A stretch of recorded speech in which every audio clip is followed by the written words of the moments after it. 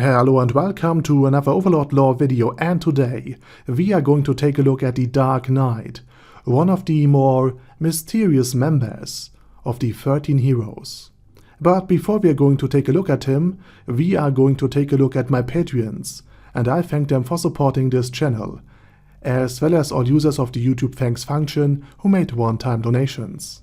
Thanks guys. Now with that said, and while I'm using Momon as a stand-in, for we have no clue how the Dark Knight looked like, aside from him being literally called the Dark Knight, we can at least make an educated guess, because the Dark Knight was of presumably mixed blood, and of demonic blood to be more precise. And anyone who is familiar with Dungeons and Dragons or Pathfinder will already know what I'm hinting at, for there's not only a name, but an entire subspecies made of half-blooded demons, called Tieflings. And I also have put up the in-game description from Pathfinder, Wrath of the Righteous, so that you may get an even better idea about what I'm talking about. And the artwork is also from that game.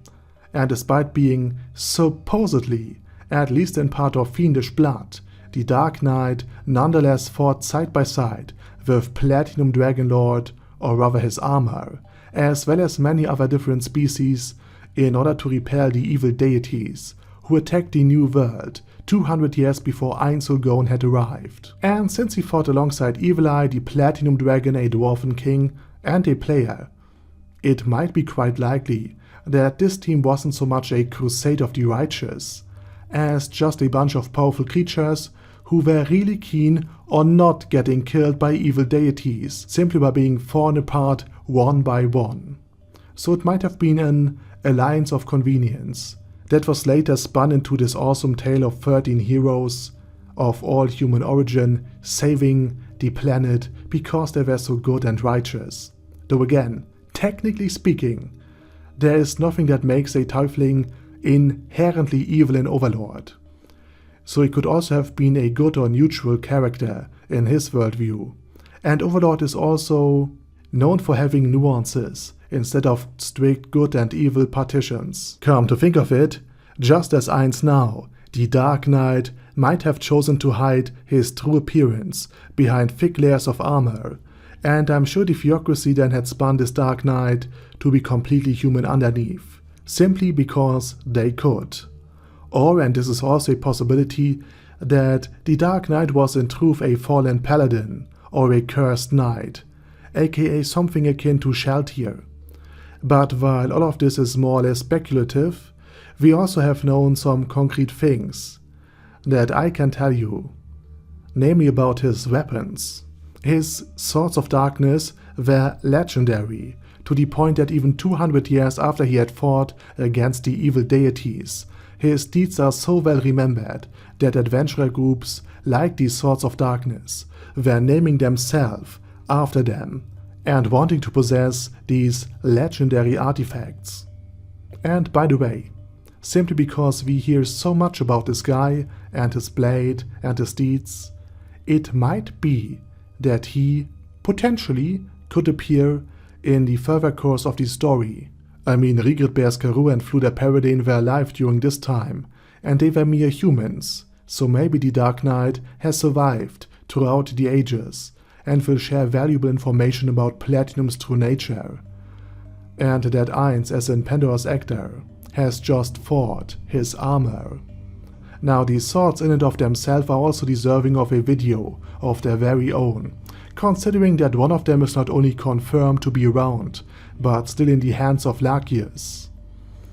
And with that said, I will start with Lachius' sword, which is called Killenarium. It is a great dark blade, rumored to possess the power to destroy an entire nation, and able to unleash waves of darkness, coursing through the air, slicing targets apart on its very own. And therefore this blade was considered to be one of the strongest among these swords. Next in line we have Humilis, and this is likely the evil equivalent to Zalfarisia, the holy blade Remedios Custodio wielded. A sacred treasure of the Holy Kingdom, and judging by the name, it could have had a similar effect as Zalfarisia. namely that it could unleash an attack that puts out increased damage, the higher the karma value of its target was, aka it would be unable to damage even weak, extremely evil enemies if its special attack had been unleashed, but it could probably fell powerful angels with just a single swing of its most powerful special attack if they had a karma value close to 500. Moving on to Zweis, the Death Blade, rumored of being able to kill anyone with just the faintest scratch. And this could be due to the Dark Knight who has wielded the blade, simply casting or rather blessing it with insta-death magic, or that the blade itself had insta-death magic woven into it, making it extremely dangerous to low-level targets, though virtually ineffective against the undead, since, you know, they are dead already.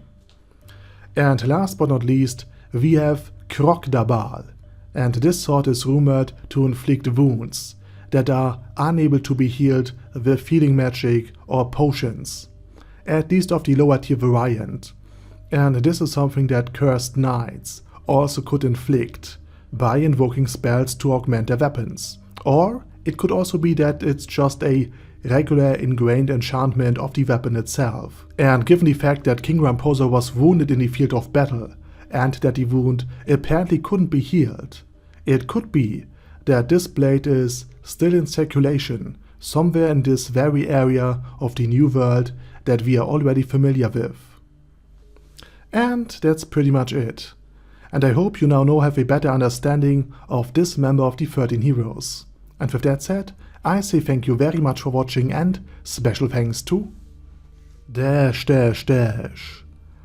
Guy Ye, Ben C, Chrissy, Crowley0221, Sia, Death is Mercy, Deathless Dragonlord, Dystopia the Second, Phil Ralshivan, Guy with Dead Head, Hector Moreno, Hoss, Huster, Jacob G, Jonna B, Jason, Chromius, Legendarius, Lelouch Britannia with a Mustache, Lexus Fox, Lord Nishikian Rai, Lord Touch Me, Merovec, Mr. Shoes, Mr. Tweaker, Michael R, Michael Y, Okill, Overlord General Gasper, Paddy Panton, Paz Sonich, Primus 11, Shadow Lightning Wolf,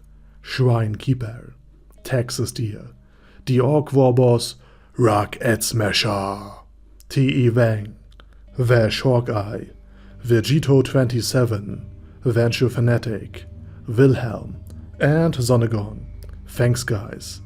Anyway, have a nice day, and I hope to see you all again soon under my next video.